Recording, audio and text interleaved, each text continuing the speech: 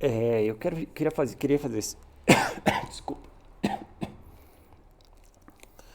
Eu queria fazer esse vídeo como o primeiro vídeo do ano. Eu falei que seria, né, o vídeo sobre a oitava maravilha do mundo, mas eu decidi fazer esse primeiro porque ele é um vídeo essencial para orientar o que vai ser esse canal e o que eu quero abordar ele de fato durante esse ano.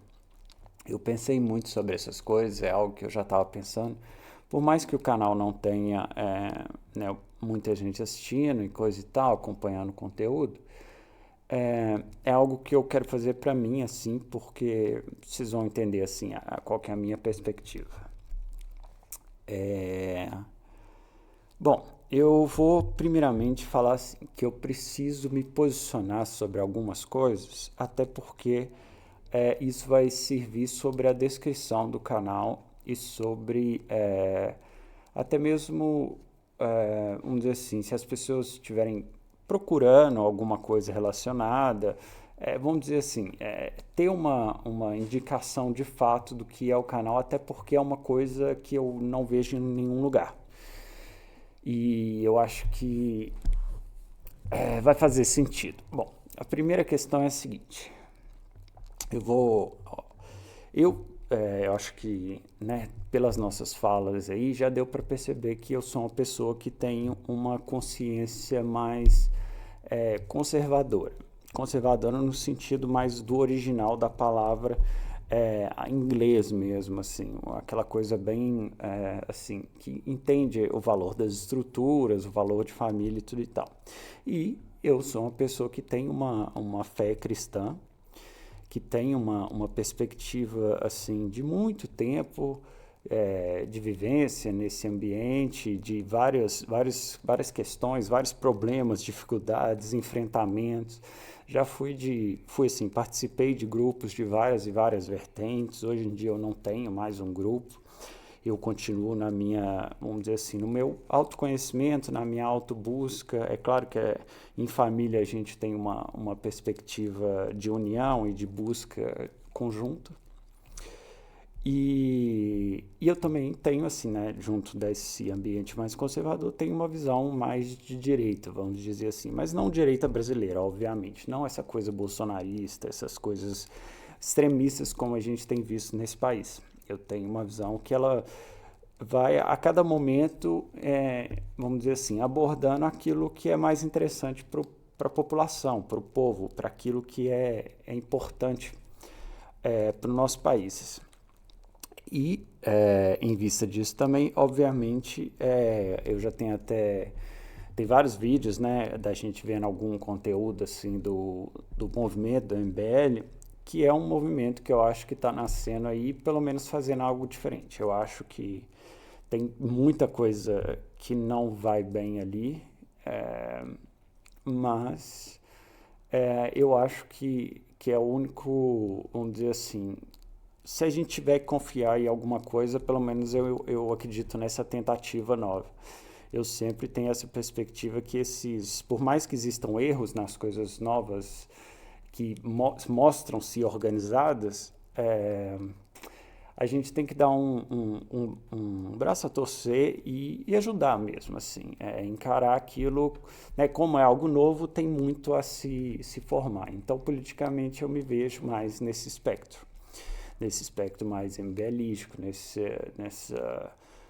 com essas pessoas que estão próximas ali, com os pensadores, mas mas sempre também, vamos dizer assim, o meu pensar é muito parecido com o deles, que é essa coisa de ideais da proeficiência, de ideais do pensamento, da racionalidade, sem ideologia, sem coisas fixas, né, que o pensamento pode mudar, o mundo muda, então a gente tem que saber e aprender a trabalhar com ele, né?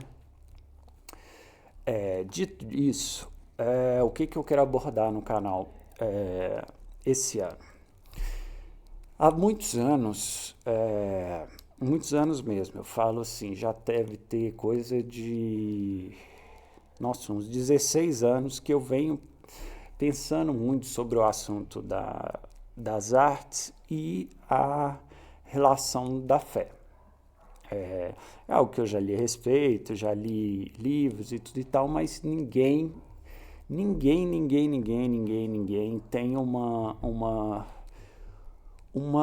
vamos dizer assim, pelo menos em língua portuguesa eu não achei ninguém falando sobre isso até hoje de uma forma satisfatória, de como nós, assim, isso no meu caso, pessoas que têm uma fé cristã, conseguem, de fato, eu vou colocar aí o maior aqui, como que nós podemos, vamos dizer assim, expressar melhor essa nossa individualidade no ambiente artístico. E eu já li coisas de americanos, já conversei com pessoas de vários lugares do mundo que têm essa mesma característica de fé assim, mas que não, assim, ninguém tem um falar teórico, um falar mais objetivo sobre a questão. Os próprios cursos assim, eu vi uma pessoa, na verdade, que deu uma palestra que era boa de trabalhar esse tema, né? De fazer essa relação entre a obra cristã e as artes. Então, assim, esse sonho já me vem assim, há muito tempo de falar sobre essa questão, de falar sobre como que isso pode ser abordado. E me deu essa vontade de pegar esse ano, na verdade, para lidar com isso. Para lidar com temas que são pertinentes às duas coisas e como que eles podem se relacionar, como que existem perspectivas de autores e daquilo que eu tenho buscado, até mesmo do grotesco, que imagine se quiser, o grotesco ele é uma das principais armas desde o século XVIII, assim, para relacionar-se à fé cristã e às artes.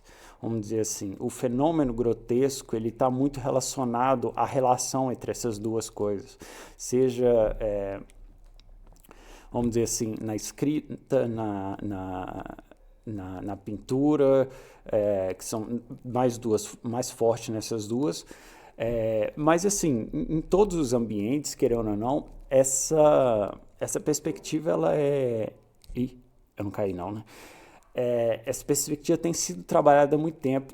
E nesse livro que eu estou lendo agora, né, que deixa eu abrir ele aqui, como é que chama, gente?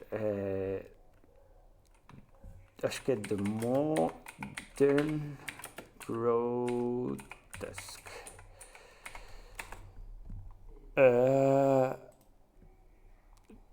Não é esse não. Esse daqui, que horror. Olha, que bizarro. Não, gente, como é que ele chama? Vamos colocar assim, acho que ele vai me dar uma série de... Vamos ver no Amazon aqui, eu abro Modern Grotesque. Eu acho que eu não cheguei a apresentar esse livro ainda não. A capa dele, pelo menos. Não, esse. Inclusive, eu tenho que ler esse daqui, que eu, na verdade, eu comecei e não li. Cadê, gente? Ele é um livro de 89. Ué? Não, esse daqui eu peguei aqui, mas eu não li ele também não. Tem que ler também. Eu tenho que ler um monte de coisa. Gente, cadê o livro? Deixa eu olhar a capa dele aqui. Que eu tô errando no nome dele?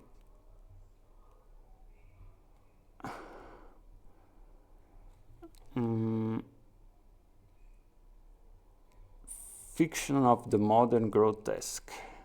Esse é o nome dele. Fiction of the Modern Grotesque.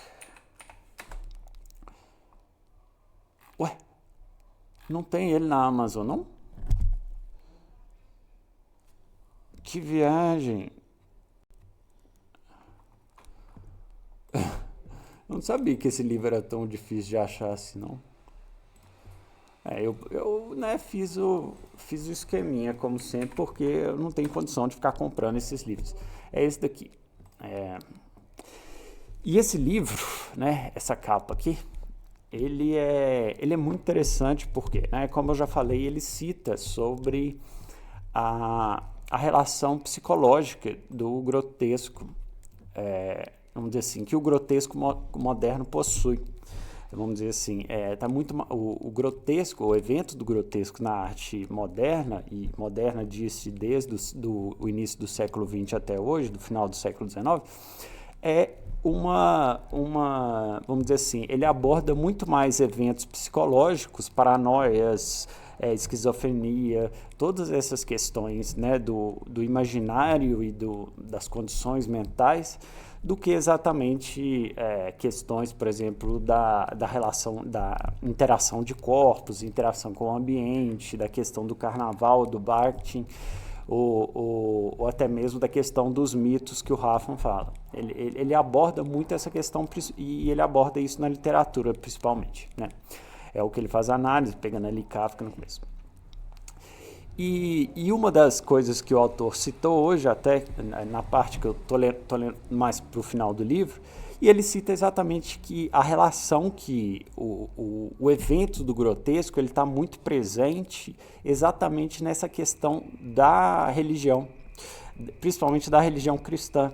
Como que os eventos psicológicos numa era vamos dizer assim, pós-crença, né, onde a ciência e o racionalismo e a questão factual, tudo isso tem tomado uma exigência social no sentido de que você só pode acreditar naquilo que é material, né, no materialismo. Então, só que existe uma necessidade latente, natural, psicológica do ser humano desde a sua origem. Então, existe um aspecto de convulsão interna, onde que a gente acaba vendo, vamos dizer assim, esses autores, e não que fazem apologia a qualquer questão cristã, mas colocam ela como um cerne do problema, do pensamento, da existência. E tudo isso vai muito de acordo com aquilo que a gente está vivendo hoje, né? Do boom do catolicismo, de toda essa necessidade de uma certa espiritualidade que caminhou para vários caminhos, né? Caminhou para o extremismo ideológico, caminhou para essas vertentes que chegam a ser bizarras, né? Então, né, em vista disso, eu acho que é interessante falar sobre isso, não só por uma perspectiva, vamos dizer assim, como eu posso dizer, de pessoas que têm vamos dizer assim, uma relação com o cristianismo, que tem uma relação com as doutrinas e tudo e tal, mas pessoas que têm, vamos dizer assim, qualquer senso de espiritualidade e veem na arte um valor que, vamos dizer assim, que a espiritualidade está intrínseca, né? Olha, o Liu Qinomei se juntou ao canal, bem-vindo. Então, eu acho que é pertinente, até porque a gente pode discutir aspectos, vamos dizer assim, norteando através da perspectiva cristã, mas a gente pode pegar assuntos, por exemplo, a expressividade, a fala, a nudez, a monstruosidade, todos esses aspectos que eles são, vamos dizer assim, a desconstrução, né, que ela está muito ligada, o status quo, todas essas coisas que a gente já vem tratando, se a gente pegar ela através de uma perspectiva, vamos dizer assim, mais espiritualizada, a gente pode ter, vamos dizer assim, fazer associações e fazer conexões nas nossas próprias vidas, que eu acredito que sejam pertinentes. Obviamente, às vezes pode ficar até um pouco massivo, né? Vamos dizer, sei lá, eu posso fazer referências bíblicas, por exemplo, que eu tenho certo conhecimento, então assim, não vou deixar nada massivo, mas eu vou tentar fazer algumas associações para ilustrar e fazer conexão, né? Por exemplo, se eu vou falar de, sei lá, da espontaneidade que a gente tem no âmbito das artes, a gente, vamos dizer assim, a gente pode falar de vários eventos bíblicos, como, por exemplo, Davi, né, o rei de Israel, que ficava dançando, que tem uma passagem que fala que ele estava dançando junto com o povo e a sua mulher, a rainha, ela questionou ele sobre aquela expressão de espontaneidade que ele estava tendo e ele reprimiu ela e tudo e tal. Obviamente, todas essas passagens, e aí eu já vou me posicionar sobre uma outra coisa, que é a questão, né, vamos dizer assim, só terminando, essa passagem é vamos dizer assim, um relato histórico de Israel ali. E eu, na minha visão, a Bíblia é um livro, né, que foi feito porque ela é formada, ela é uma biblioteca de livros, né, ela não é uma sequência única, nunca foi pretendido que fosse, né, é algo que... Olha, gente, eu esqueci de mudar o nome, eu sou muito anto. Eu fiquei, só para deixar um disclaimer aqui, deu tudo, eu atrasei porque eu tinha começado na Twitch, eu esqueci de mudar a chave lá. Cristão nas artes. Acho que tá bom esse nome. Deixa eu salvar aqui. Então, acho que agora deu certo. Onde é que eu estava mesmo? Então, assim, a Bíblia, né, o posicionamento sobre o livro sobre a Bíblia. A Bíblia é essa biblioteca de livros, que ela é uma biblioteca, assim, cada livro deve ser interpretado de uma forma. Cada livro tem, uns são históricos, outros são poéticos, alegóricos. Então, assim, essa coisa de ficar acreditando na Bíblia como uma coisa, assim, exatamente como está falando ali, é uma balela, é coisa de gente que não pensa. É bobeira vamos dizer assim, gente doutrinada, não é gente que realmente está buscando entender e compreender de fato as coisas, né? Compreender de fato o mundo e buscar aquilo que é melhor. Vamos dizer, esse tipo de pessoa vai, vamos dizer assim, em vários momentos, se comportar de uma forma negativa, vai em vários momentos, por exemplo, ter várias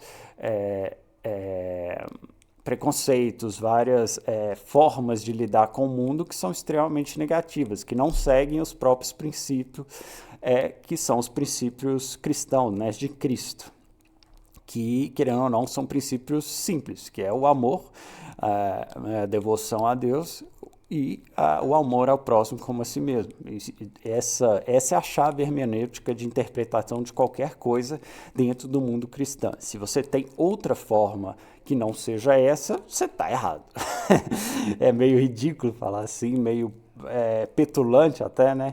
Mas essa pelo menos é a minha perspectiva e também assim, eu falo nisso, mas também eu também não afirmo que não existe espiritualidade genuína, vamos dizer assim, conhecer a Deus de outras formas. Eu falo do cristianismo pela minha vivência, mas eu não posso afirmar, que uma pessoa que crê em Deus de uma outra forma não crê em Deus, no mesmo Deus que eu sigo. Então, assim, eu coloco nesse ponto. Agora, se formos discutir, eu vou apresentar aquilo que faz diferença para mim, que realmente tem efeito na minha própria vida. E aí eu vou falar de cristianismo. Então, assim, é sempre o respeito, a busca pelo respeito mútuo e o amor. E essa palavra amor como a palavra mais genuína possível, de busca mesmo do próximo.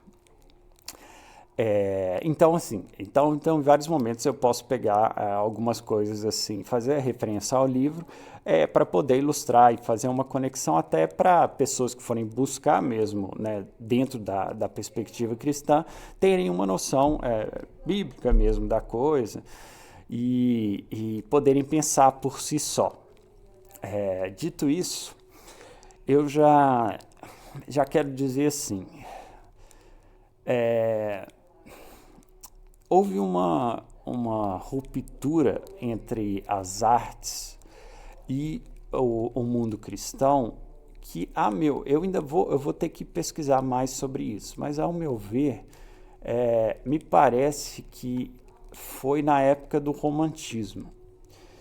E foi mais ou menos na época em que, pensando assim, que as pessoas começaram a ter espiritualidades próprias, né? Que elas começaram a entender que não necessitavam de um templo, de uma doutrina, de uma liturgia. Elas podiam ser espirituais e ter suas crenças fora do culto, né? E nesse momento, aquilo que a gente tinha como tradicional foi se desfazendo. E muito do lugar do culto é onde a arte podia ser expressa. A gente vê, por exemplo, a gente vê Bach, né? O grande compositor. Deixa eu ver. Eu não sei se vocês conhecem. Eu vou colocar aqui só um trechinho de algo de Bach que provavelmente vocês já ouviram, mas que já ouviram, mas não sei se atinaram para saber que isso era Bach. E é estranho, fala-se mesmo, Bach. É assim, talvez minha pronúncia do alemão esteja péssima, né? Mas é o... Opa, abriu errado aqui. É o Bach. Esse daqui, ó. Johann Sebastian Bach, que, querendo ou não, é o maior compositor, assim, eu acho que... É claro que existem gostos, mas ele foi aquele que realmente deu o boom para a criação. Para vocês terem uma ideia, ele compôs várias peças antes que existisse o próprio piano. Ele compôs, ele já tinha uma noção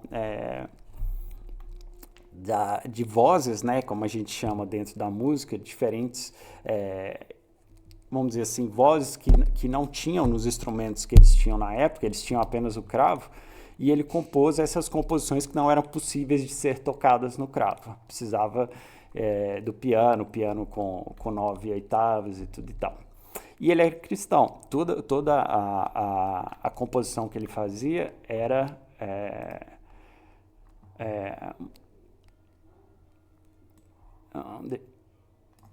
não alego. Deixa eu ver aqui.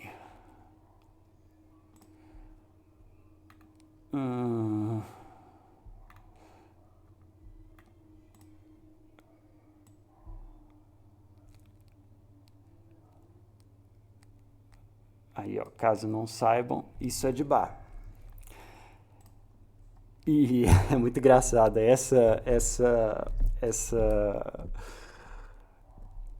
como é que chama isso daí, gente? Essa escrita aí, eu esqueci o nome dessa escrita aí, da música aí. E isso daí é de fato como é escrito. Às vezes quem vai transcrever as músicas de Bach tem que inventar novos símbolos, porque é algo completamente bizarro, assim. Mas então, por exemplo, a gente tinha, né, associado ao culto pessoas como Bach, como, vamos dizer assim, os próprios cientistas, né? Darwin era cristão, a gente teve vários cientistas importantes, a gente teve vários pintores, várias pessoas que estavam nesse meio da igreja que foram extremamente importantes para o mundo. Mas, né, no romantismo, pós-iluminismo ali, a gente vai começar a ter essa quebra. Então, a arte ela foi começando a se distanciar disso. Não estou dizendo que isso é positivo ou negativo. Eu só estou falando assim como que eu vejo historicamente e acredito que faça algum sentido. Então, eu vou deixar baixinho aí, porque vale a pena, e como é uma música muito antiga, não tem direito autoral. E aí o que acontece? Que ponto que eu estava mesmo? Então, aí quando a gente faz essa análise histórica, assim, a gente vê que que a gente perde essa relação, né, do culto com a arte, me parece que tudo aquilo que... esse trem tá falhando aqui, eu não sei porquê, vou tirar. Me parece que, vamos dizer assim, tudo aquilo que... vamos dizer, começou a se fazer na arte que não estava relacionado ao culto, começou a ser colocado como algo profano, né? Algo como algo, se não estava ligado à igreja, era algo ruim, era algo que as pessoas não poderiam consumir. Então, nesse sentido, obviamente que foi distanciando cada vez mais. Até o momento que a gente chega ali no modernismo, que as coisas começaram a realmente, cada um dos seus pensamentos, e aí começou a coisa mais, né, a relação dos sentidos, um certo hedonismo na arte, começou toda essa perspectiva, as manifestações subjetivas, a questão da beleza, tudo aquilo foi mudando, e depois a gente ainda teve a pós-modernidade e a contracultura que transformou tudo num ambiente que, vamos dizer assim, na visão da igreja, nada era sacro, né? E aqui eu estou falando de igreja, igreja católica, vamos dizer, a instituição católica romana.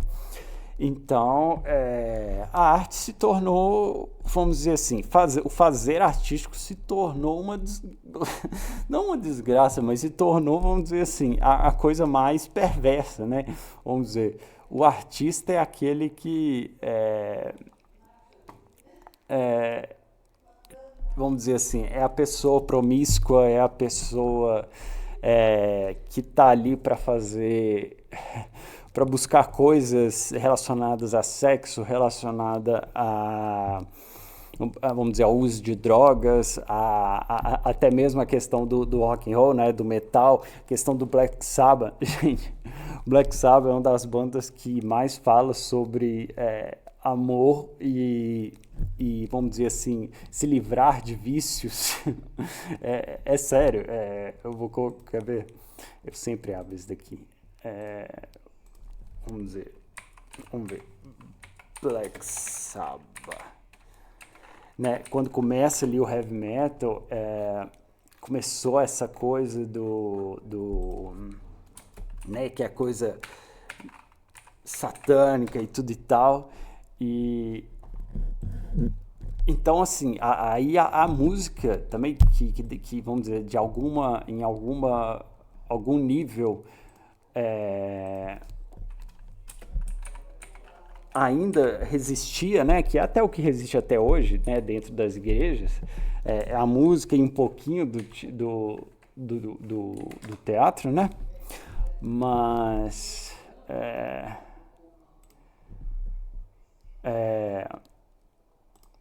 nesse momento começa a ter uma divisão terrível, né? Porque, vamos dizer, se você curtisse rock and roll, você curtia música do capeta e tal.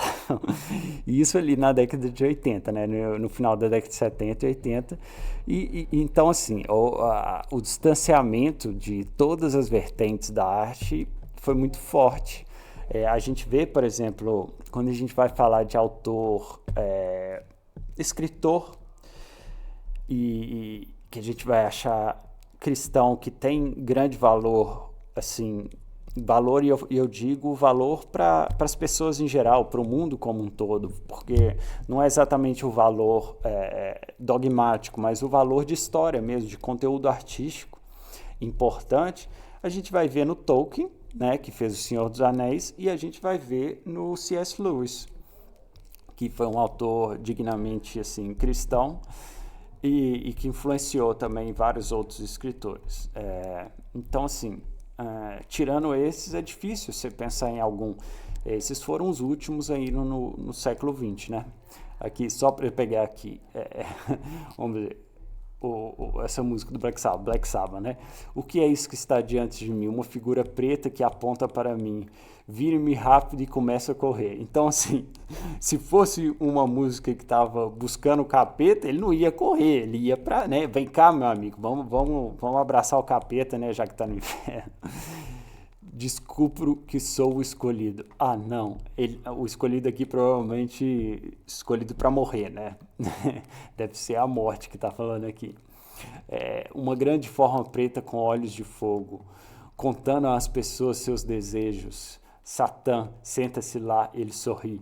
É muito interessante, contando às pessoas seus desejos, ele está falando exatamente a questão de como que nós temos, vamos dizer assim, nós somos culpados dos nossos próprios desejos, né? Dos nossos próprios pecados, na verdade. Observa as chamas subirem mais e mais. Ah, não, por favor, Deus me ajude.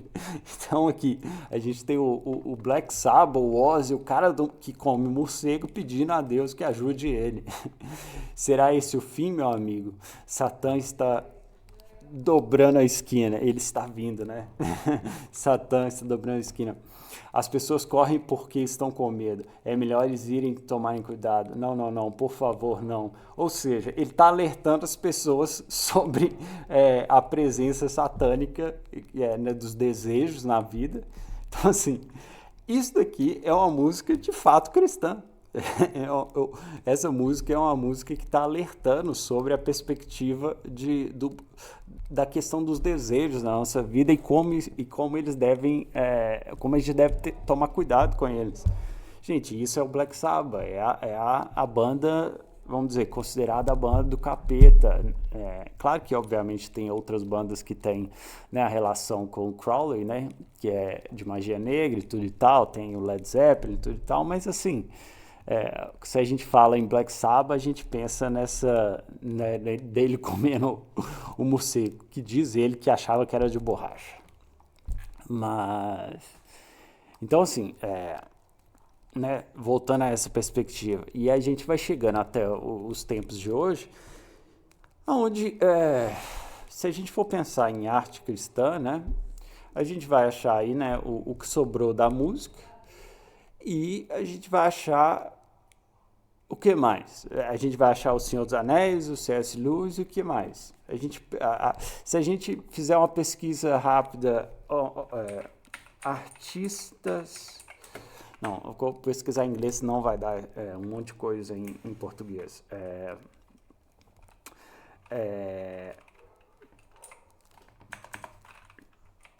Christian artists of the 20th century, né? Artistas cristãos do século XX. Aí vamos ver o que a gente vai achar.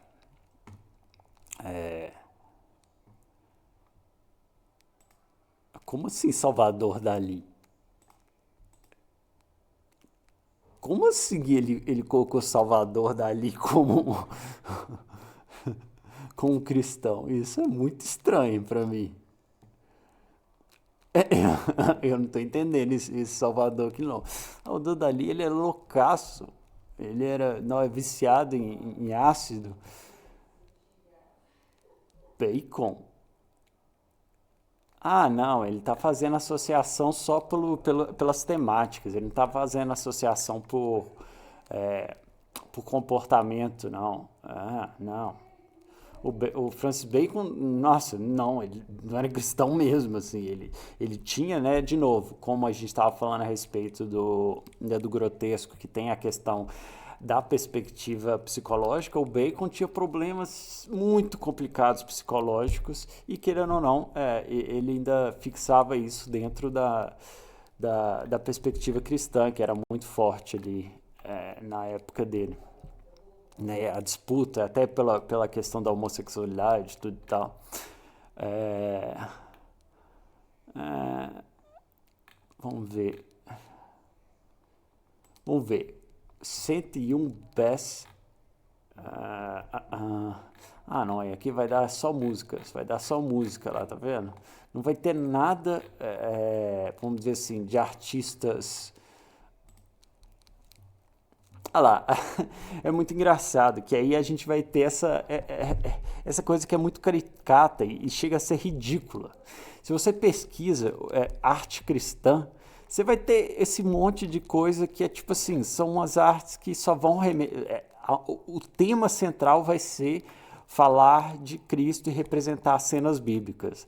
E eu acho que isso é uma pobreza, eu acho que isso é algo tão fraco, tão, vamos dizer assim, um problema de imaginação, um problema de perspectiva das questões do homem, um problema psicológico, porque quando a gente tem, vamos dizer assim, uma perspectiva, tirando um Bosch aqui, né? Vou abrir aqui para a gente ver. Quando a gente tem uma perspectiva que, vamos dizer assim, tudo que a gente vai falar da vida são, vamos dizer, uma repetição das mesmas imagens, a gente quer dizer que a nossa vivência aqui, ela é pobre, que a nossa vivência no mundo, ela é uma vivência que ela só tem, vamos dizer assim, que as imagens, né, que são expressas são as mesmas o tempo inteiro, sendo que cada um de nós, pela própria perspectiva cristã, tem uma relação única com a vida e com a experiência de Deus e tudo e tal. Então, se a gente fala de arte cristã e a gente fica limitado a um imaginário muito, vamos dizer, reduzido e pobre como esse, se a gente esquece de falar das perspectivas do homem, da perspectiva do que é a vida mesmo, das dificuldades, dos problemas, do que o Ozzy Osbourne estava falando ali sobre os desejos, se eu não posso, por exemplo, colocar a realidade de um desejo numa pintura, né? Se eu não posso, por exemplo, fazer uma arte onde expresse a sexualidade, se é isso que é a verdade daquilo que eu quero mostrar, não é que eu quero mostrar, se a minha realidade interior existe algo ali que tem a ver com a sexualidade, eu não posso colocar isso para fora, né, expressar isso artisticamente, aquilo vai se manter ali dentro e pode até se corromper, se tornar uma neura, se tornar algo que é completamente absurdo. É óbvio que assim, tudo na arte deve ser comedido, especialmente com crianças e com pessoas que são facilmente afetadas, mas eu não acho que a pessoa ela deve ser proibida de fazer. E o que eu mais acho é que as pessoas que produzem, que são artistas, né, que têm a sensibilidade artística, ainda mais nas artes visuais, artes plásticas, e são cristãs, elas ficam engessadas nesses ambientes. Ou elas vão fazer, vamos dizer assim, obras que estão relacionadas à imagética, que na verdade é uma imagética da Idade Média, né? Ou elas vão fazer, vamos dizer assim, esse quadro eu não sei porque que está aqui não, mas esse quadro na verdade ele é muito bom. Eu não sei se o autor era cristão, mas ou vão fazer isso ou vão fazer pinturas de natureza, pinturas natureza morta, coisas que vão, vamos dizer assim, entre aspas, falar da beleza da criação. Beleza que é outra coisa que é um problema que a gente também vai comentar. É algo que a gente já falou nas lives passadas aí, sobre essa ideia de que a beleza ela se tornou, vamos dizer assim, a ideia da beleza, e que é uma beleza estética, porque, né, o ideal de beleza ele muda com o espaço, com o tempo, não existe, e existe uma sacralidade desse ideal, o que não tem nada a ver com a ideia da espiritualidade. Então, assim, é muito, vamos dizer, esse tipo de estrutura aqui me irrita profundamente, profundamente. A gente vê em artistas como Chagall, que tinha uma perspectiva da crença, né, da crença cristã ortodoxa russa, que ele sim tem a liberdade de expressar. A gente vê nas obras dele todos os temas da vida humana, vamos dizer assim, tudo acontece em suas obras. A gente vê assim, ele usa muito anjos, né, a imagem de Maria e coisa e tal, mas a gente vê que não é uma coisa forçada, a gente vê que não é uma coisa, vamos dizer assim, tem muito mais a ver com memórias, tem muito mais a ver com sonhos, com imaginação, é tudo uma dinâmica que é humana, que não é, vamos dizer assim, dogmática, não é estruturada. Então, assim, é muito interessante a gente ver trabalhos como os do Chagall, que não se perdem nessa aparência doutrinária. E então, assim, isso é algo que eu quero buscar muito esse ano, de trazer, mostrar que é possível, vamos dizer assim, não se tornar um pecador, vamos dizer assim, ao fazer arte, que a pessoa pode fazer todos os tipos de arte, que ela pode trabalhar de todas as formas, até mesmo com a nudez.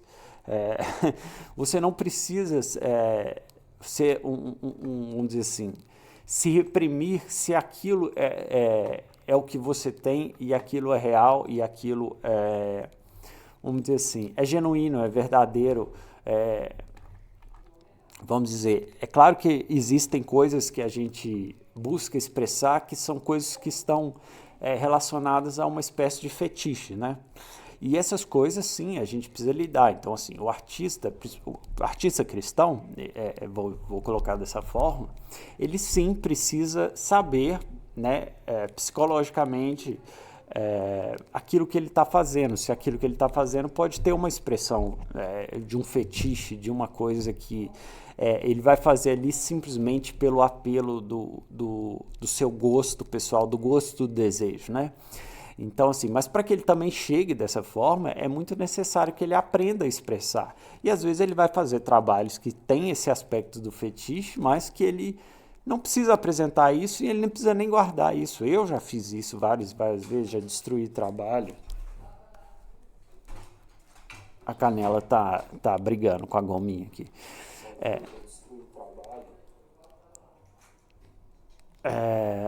Então a gente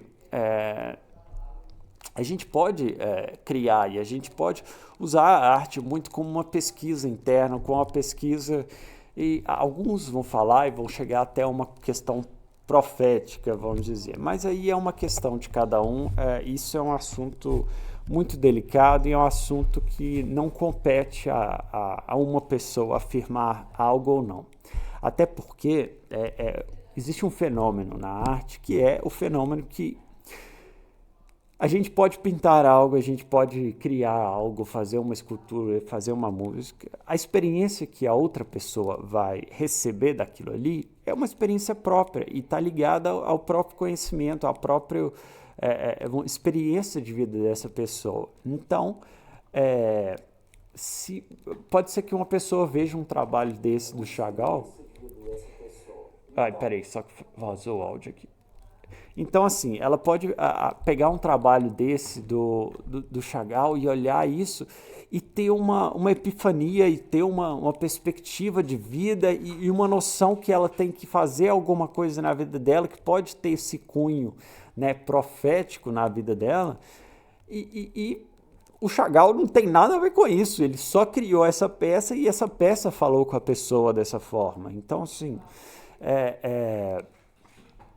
a arte ela tem essa liberdade, a liberdade vamos dizer assim, da peça artística, ela falar por si e falar com cada um dentro da sua própria subjetividade, né? Então, é necessário, assim, que, vamos dizer, eu penso, né, e essa é a minha proposta, de trazer essa perspectiva de sair dessa imagética muito fechada. Ao mesmo tempo, existe a possibilidade também da gente buscar essa imagética, só que de uma outra forma, de uma forma mais viva, mais expressiva, que faça mais sentido às nossas experiências. Deixa eu ver aqui se eu consigo achar.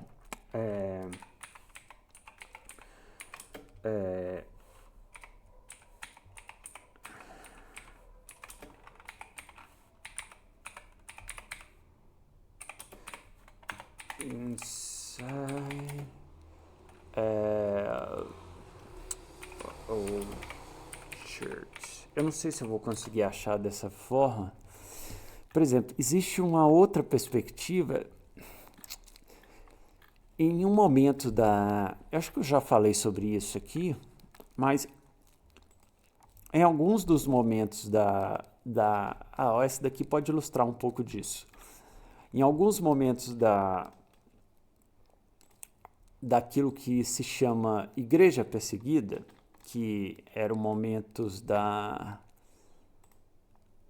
vamos dizer assim, lá na Europa, os cristãos eles tiveram ali depois né, quando começa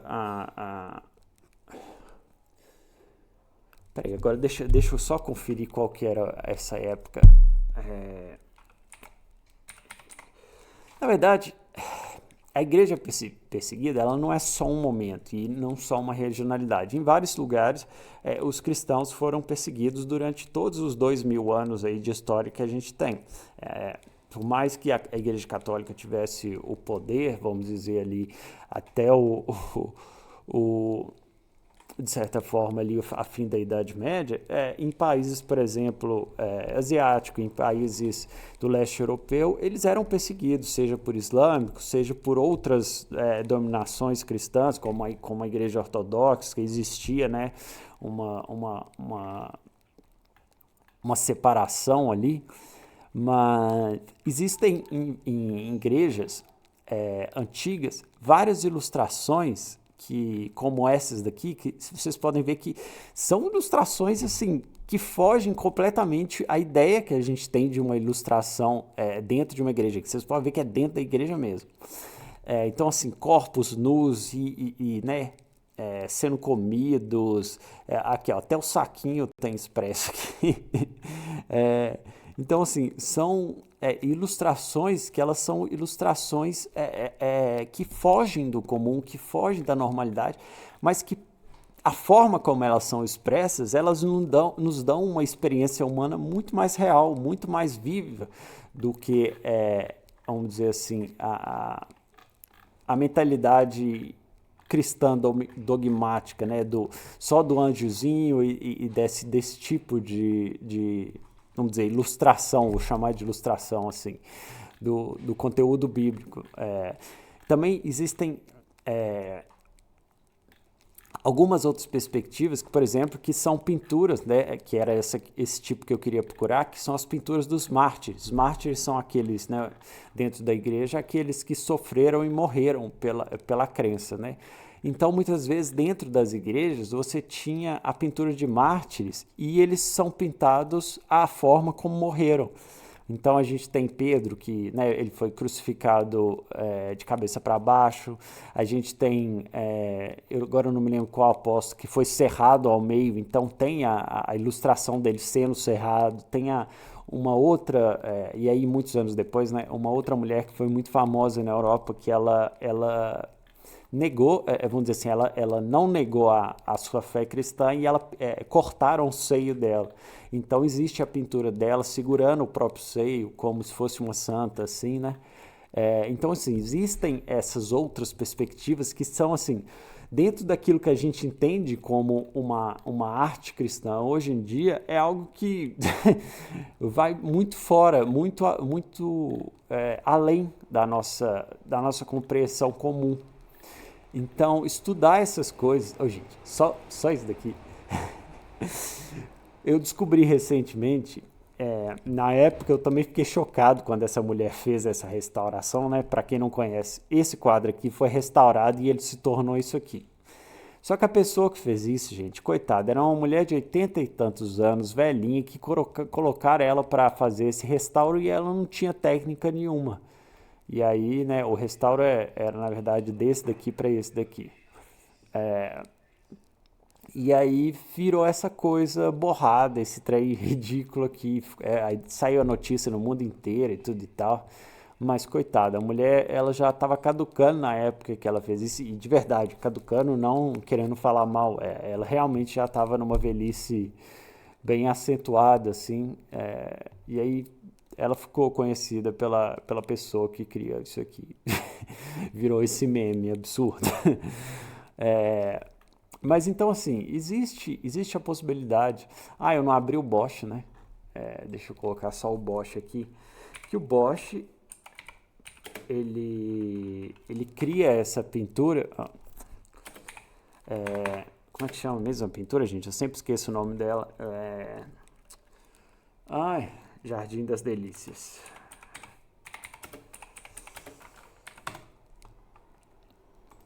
Ele era cristão também, ele cria essa pintura no meio, se eu não me engano foi uma encomenda que foi feita para ele.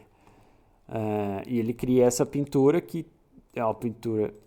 Ué, será que ele vai abrir maior aqui?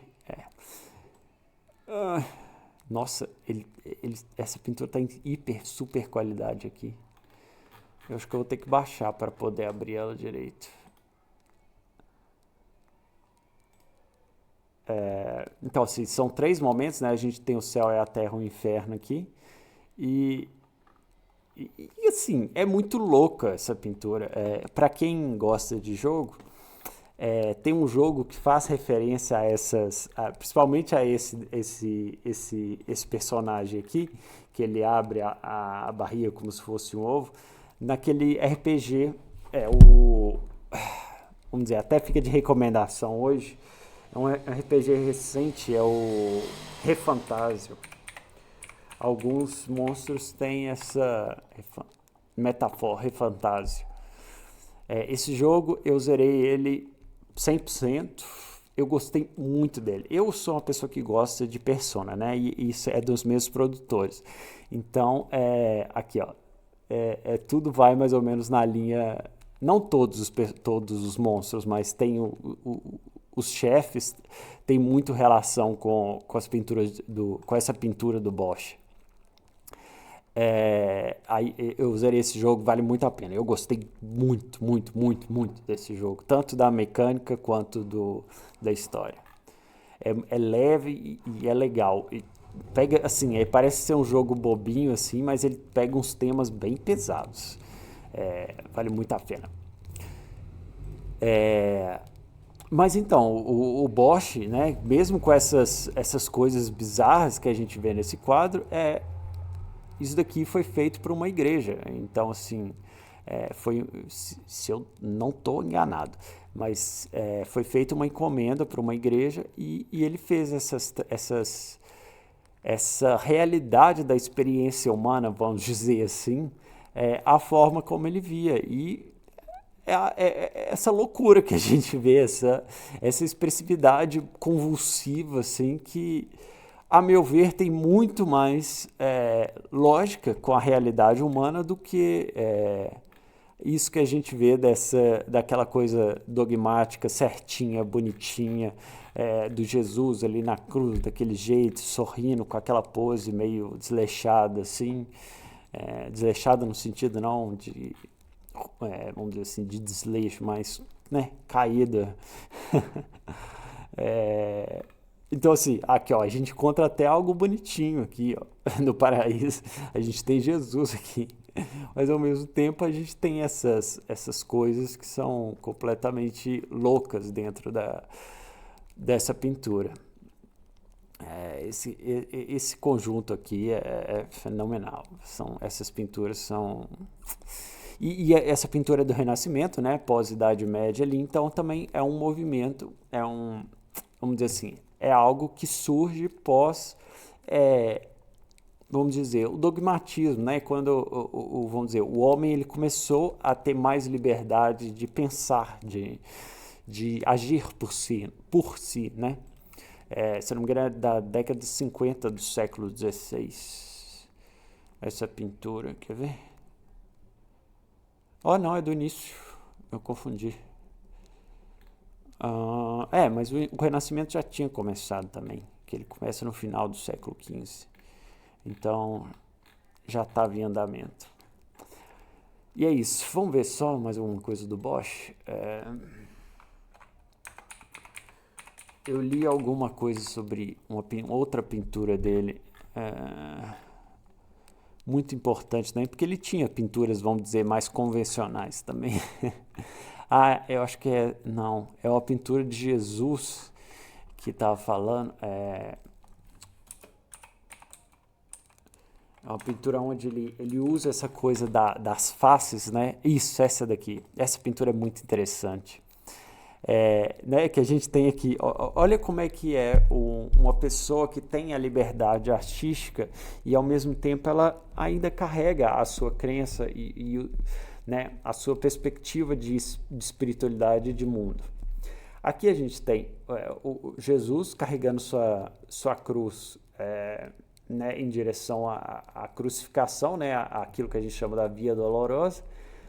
E, e é muito interessante, porque o Jesus ele aparece ali, tem um pedaço da cruz, mas o que nos coloca a pensar nessa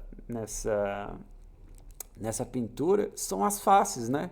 E né? Vamos dizer assim, a gente vê diferentes tipos, diferentes formas, diferentes expressões. Tem um conteúdo humano, um conteúdo que a gente pode dialogar e fazer, vamos dizer assim, conjecturas que vão muito mais além do que vamos dizer, o simples não, né? Mas a factualidade da, da, daquilo que aconteceu com Cristo, né? Em vida. Em vida não, né? Em vida antes... em vida, da morte, aí a vida.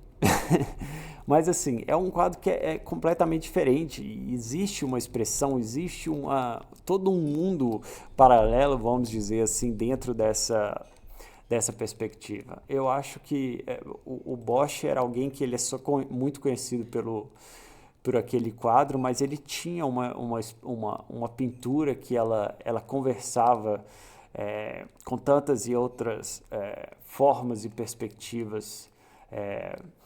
Por mais que às vezes a gente tenha coisas até, vamos dizer assim, mais tradicionais, ele ainda assim criava possibilidades e outras questões, uma liberdade artística de fato em suas pinturas.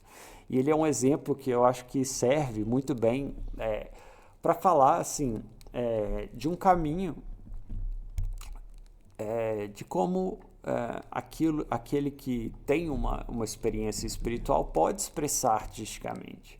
Como que ela pode falar da sua experiência e daquilo que ela vê diante do mundo, sem precisar de se limitar, sem precisar de se colocar dentro de uma caixinha. Eu acho que é fundamental a gente ter a liberdade de expressar. Claro, sabendo lugares públicos, sabendo de si, né? Sabendo o que é aquilo que você está colocando para fora ali, conhecendo a si mesmo, mas sem a necessidade de se limitar extremo e que nos condiciona, na verdade, a contar mentiras que não são a verdade, né? Eu acho que um princípio, né, que todo cristão tem é o falar a verdade.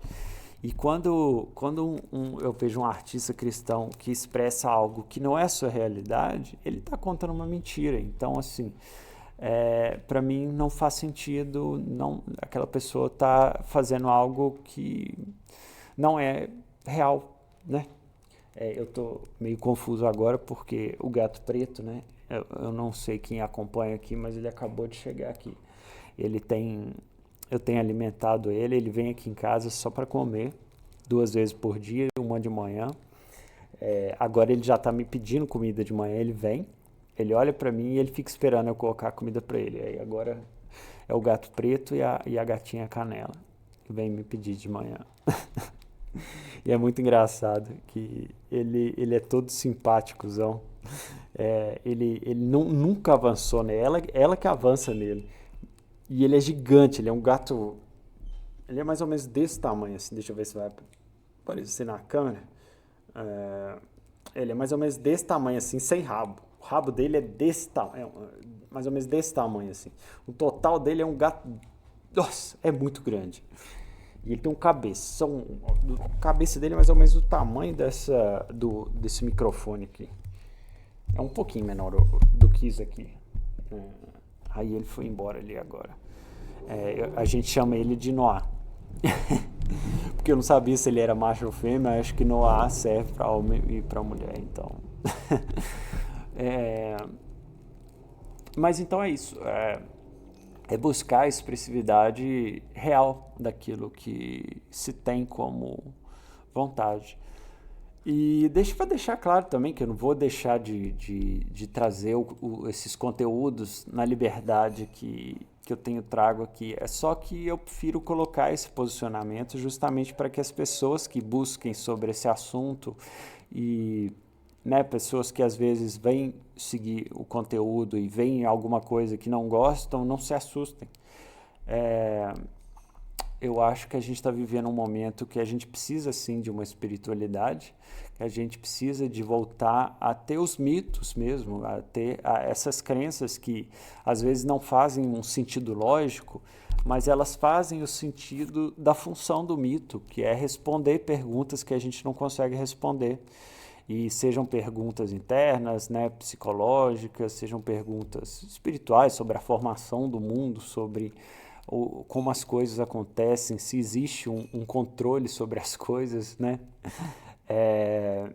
Porque e a coisa mais principal, né, que é o amor, que é aceitar um ao outro, que é aceitar as diferentes opiniões, diferentes perspectivas, e tudo isso só pode existir através do amor, né?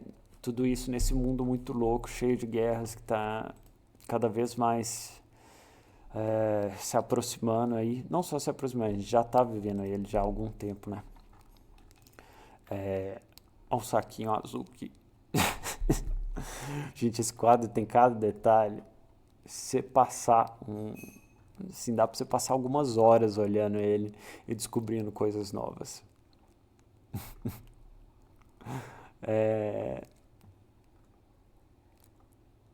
Ele é muito grande também, por isso que ele é cheio de detalhe aqui. Assim, né? Um monte de coisinhas. Na completude dele, ele é maravilhoso, assim. Não, ele todo, mesmo no detalhe. E olha, tem até um negocinho aqui. O que será que que ele queria significar com isso? E é isso. Então, assim, na próxima live. Aí que tá outra questão também. Para que os meus horários possam bater, eu só vou conseguir fazer a live que eu fazia de quarta, só que agora eu vou fazer no sábado. Vai ser uma live, né? Onde eu vou trazer um tema. A próxima live eu vou trazer sim a questão da oitava arte, né, do que eu vou chamar aí dos jogos e do que eu quero trazer sobre esse assunto, que é um assunto que eu acho que é muito pertinente e importante para todos nós. O jogo, ele sempre fez parte da humanidade, ele é algo intrínseco a nós e, né, com os jogos digitais cada vez tomando mais o seu papel, eu acho que a gente tem que focar um pouquinho neles, falar mais seriamente sobre ele, até porque eu nem sei o que vai lançar esse ano, pode ser que tenham lançamentos que vão mudar muito a nossa experiência de vida, né? E é isso. Sobre esse assunto eu não tenho mais muito o que falar nesse momento, cada sábado a gente vai vir com esse tema e trocar ideia aí. Trocar ideia assim que as pessoas começarem a falar comigo. Mas como sempre, vão deixando durante a semana, se quiserem dúvidas, vamos dizer assim, perguntas mesmo sobre esses temas e essas relações de questões. Como sempre, eu também vou trazer muito sobre pensamentos e filósofos e coisas assim que estão completamente fora do ambiente, né, da questão espiritual, porque não faz sentido tirar. É tudo uma experiência conjunta, né? É a experiência de vida que nós temos e o pensamento ele vale a pena ser pesquisado mesmo naquilo que às vezes a gente não concorda. É isso. Mas também eu vou continuar postando no Instagram conteúdo, no TikTok lá. E não vai faltar conteúdo. Assim espero. E é isso. Acho que é por aí. Acho que hoje eu vou deixar por aqui mesmo. Eu falei que eu ia fazer um pouquinho maior, mas eu acho que eu já consegui expor tudo aquilo que eu quero para esse ano aí. E outras questões assim, sobre política, sobre essas coisas, eu vou tentar, às vezes, só trazer uma perspectiva, né? Não ficar também pegando muito tempo do vídeo, porque o nosso assunto aqui é realmente falar sobre a arte. E essa experiência de vida com a arte, tanto do fazer quanto do receber a arte, né? Do contemplar e pensar e consumir mesmo. Consumir no sentido de tudo aquilo que envolve a nossa relação com o objeto artístico. Bom, é isso. Uma boa noite para todos, bom final de semana, bom domingo amanhã. Fiquem em paz, são com Deus e tchau, tchau. Beijos para todos. Olha, eu sou cristão e eu posso falar beijundo assim. Eu tenho essa liberdade. Tenham vocês também. Tchau, tchau.